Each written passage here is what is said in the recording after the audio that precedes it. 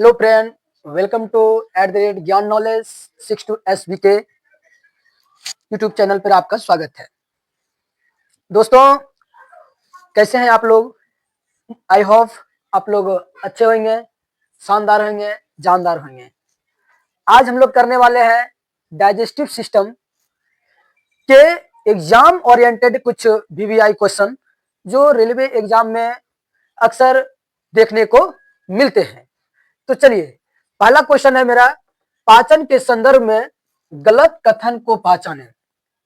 कि हम लोग जो भोजन करते हैं तो ये जो चरण रहता है, हम आपको बताए थे नेक्स्ट क्लास में कि डाइजेस्टिव सिस्टम में जो 5 चरण हम बताए थे, अंतर्ग्रहण, पाचन, अवशोषण, श्वांगीकरण, उसके बाद उत्सर्जन। तो उसी से रिलेटेड ये क्वेश्चन है और ये बहुत ही महत्वपूर्ण क्वेश्चन है और ये आपके एग्जाम में आने वाला क्वेश्चन है। ये 100% है कि एग्जाम में आएगा ही आएगा, इसीलिए ये क्वेश्चन को आप बहुत अच्छे से देखेंगे। तो चलिए, क्वेश्चन है कि पाचन के संदर्भ में गलत कथन को पहचाने। कहता है कि अवशोषण जो है श्वांगीकरण से पहले लेकिन पाचन के बाद होता है। तो बिल्कुल सही है दोस्तों, हम बताए थे आपको। सबसे पहले क्या होता है, भोजन का अंतर्ग्रहण होता है, उसके बाद भोजन का पाचन होता है, उसके बाद भोजन का श्वांगीकरण होता है, अवशोषण होता है, फिर श्वांगीकरण होता है, उसके बाद उत्सर्जन होता है। तो उसी चीज को यहां पर हम देखेंगे। वो कौन सा कथन गलत है, गलत पहचानना है। तो श्वांगीकरण जो है, श्वांगीकरण और अवशोषण दोनों अंतर्ग्रहण से पहले होता है।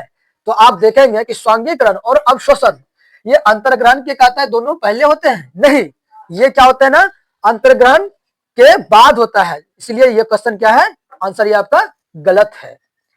अब दूसरा क्वेश्चन कहता है HCl, जिसका रासायनिक नाम हम लोग ये पूरा नाम जानते हैं, हाइड्रोक्लोरिक अम्ल कहते हैं, का स्रावन आहार नाल के किस भाग से होता है। आहार नाल के बारे में भी हम आपको बताए हुए हैं दोस्तों, उसी से रिलेटेड ये भी क्वेश्चन है और बहुत ही अच्छा क्वेश्चन है। तो ये ऑप्शन है, पहला मुखगुहा, बी ग्रासिका और सी नंबर अमाशय और डी नंबर ग्रसनी। तो HCl जो है ये हमारे अमाशय से स्रावित होता है, जो हमारे भोजन को पचाने में मदद करता है। और आप जानते हैं कि इसका स्वाद कैसा होता है, अम्लीय होता है। और इसका पीएच मान वैल्यू होगा, HCl का पीएच मान अगर पूछा जाए तो 1.2 होता है। ये बहुत ही एसिडिक होता है। यदि ये हमारे त्वचा पे गिर जाती है, हमारी त्वचा को भी जला सकता है, ये इतना पावरफुल एसिड है। अब समझ सकते हैं क्या कि पेट में अगर रहता होगा तो हमें कितना प्रॉब्लम हो सकता है। तो जब ये अधिकतर स्रावित हो जाती है तो आप कहते हैं हमें एसिडिटी होगी, हमारे पेट में गैस बन गई, जलन हो रही है, तो ऐसे अनुभव होता है कि नहीं। तो अब नेक्स्ट है आपका दुग्ध, प्रोटीन को पचाने वाला एंजाइम है। दूध जो है, दूध में जो प्रोटीन पाया जाता है उसको कौन सा एंजाइम पचाता है। चलिए आइए हम लोग जानते हैं। पहला ऑप्शन है रेनिन, नंबर बी में है ट्रिप्सिन, नंबर सी में है इरोप्सिन और नंबर डी में है लेकिन इनमें से कोई नहीं। तो इसका सही आंसर क्या होगा, रेनिन। यानी कि रेनिन नामक एंजाइम जो है, जो दूध में प्रोटीन, जो हम लोग दूध खाते हैं कि नहीं खाते हैं, दूध जो है सबसे अच्छा भोजन है ना। तो उसमें प्रोटीन पाया जाता है और उसका पाचन जो है रेनिन नामक एंजाइम करता है। अब है पाचन की क्रिया में प्रोटीन निम्नलिखित में से किस पदार्थ में बदल जाता है।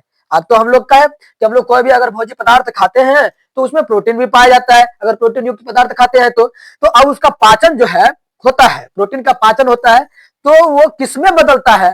तो याद रखेंगे दोस्तों, एमिनो अम्ल में बदल जाता है। किसमें बदल जाता है, एमिनो अम्ल में। तो आई होप यू कि आप लोग इस क्वेश्चन को समझ गए होंगे बहुत अच्छे से। और मैं ये आशा करता हूं कि आप इस तरह से वीडियो हम लेके आपके लिए आते रहेंगे। आप मेरे चैनल को सब्सक्राइब और लाइक और शेयर जरूर करेंगे। धन्यवाद दोस्तों।